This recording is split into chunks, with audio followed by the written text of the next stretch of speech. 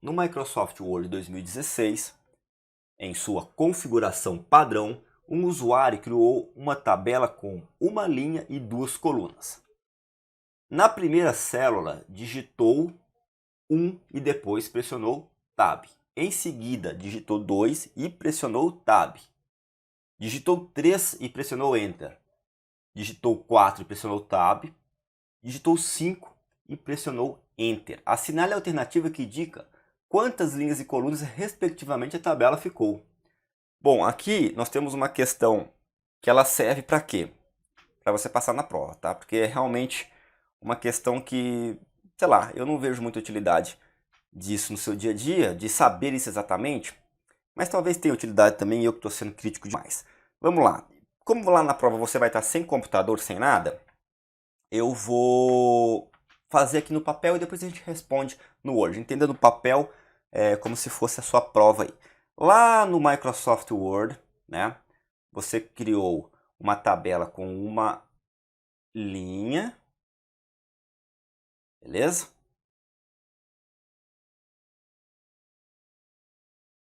E duas, a linha está meio torta, mas vai dar para entender. Uma linha, ok? Eu tenho que mexer na configuração dessa mesa, gente, vocês me desculpam, mas agora vai assim. Uma linha, duas colunas. Agora olha só, na primeira célula digitou 1.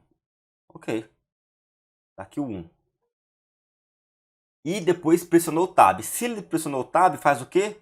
Joga para a célula seguinte. Aí em seguida ele digitou o quê? Ele digitou 2 e pressionou o Tab de novo. Quando pressiona Tab, joga para o quê? Joga para a célula seguinte. Como ali a gente tinha criado uma linha com duas colunas, portanto a gente tem duas células, acabou. Quando você pressionou o Tab, vai criar uma outra linha aqui embaixo. Essa aqui eu vou fazer ela um pouco maior só para vocês entenderem. Vai criar aqui mais uma linha, já que a gente tem duas colunas, vai criar mais duas células. Então, nessa célula, veja só, ele digitou 3, só que ele não pressionou o Tab, ele pressionou Enter. Então, aqui estava o cursor, ele digitou 3 aqui, quando ele apertou Enter, o cursor não pula para a próxima célula. O cursor vai ficar aqui, ó.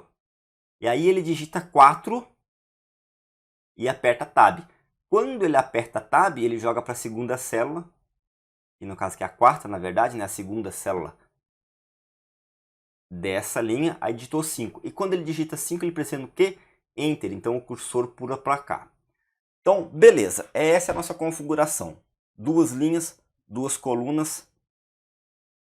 Resposta correta, alternativa A. Veja aqui. Uma, duas linhas, duas colunas. O que fica aqui de aprendizado? Ao se pressionar Tab, se joga para a célula seguinte. Se a célula seguinte existe, você digita dentro dela. Né? Se essa célula é a última e você digita Tab, joga para a linha de baixo e cria uma nova linha. Se a linha, no caso, tem duas colunas, vai se criar duas células naquela linha. Se tivesse 3 colunas, criaria 3 células. Quando você aperta Enter dentro da célula, não joga para a célula seguinte, cria uma segunda linha dentro dessa célula, entendeu? Então aquela linha passa a ser um pouco mais grossa, igual eu estou mostrando no desenho, e você digita dentro da mesma célula. Agora nós vamos repetir isso no Word para ficar bem claro. Bom, então aqui temos o Word, né? É um documento em branco. Nós vamos fazer o quê? Nós vamos inserir uma tabela, né, que foi falado lá. Eu venho aqui inserir, adicionar uma tabela. Aqui, ó, inserir tabela. Número de colunas. Eram 2 colunas.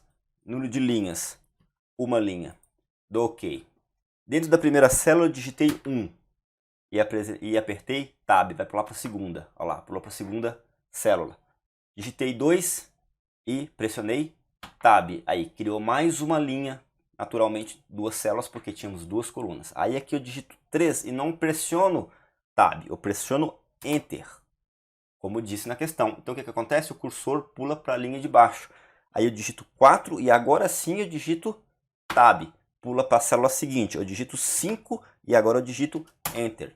Pula para a linha de baixo. Beleza? Então tá aí. Nossas 4 células. 2 linhas e 2 colunas. A resposta correta, como vocês viram, é a alternativa A.